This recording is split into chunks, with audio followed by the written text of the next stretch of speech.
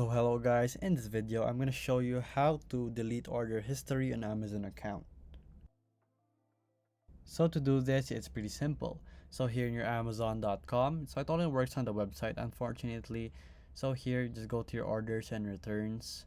So here I don't have any orders. So basically when you do have an order, it's gonna have an archive button which is gonna be located in the lower left corner of your order, which is right here in my cursor if you can see. So right here, right around there, it's gonna show archive button. You cannot delete it, you can only archive it. So here you can also do other types of um, feature or actually search for the item that you wanted to from the past 3 months, 2024, 2021, or even more. And you can see your archive orders here, of course. So this is the one you try to archive, hide but not delete. So there you go guys. If this was helpful, please hit the like button and don't forget to subscribe.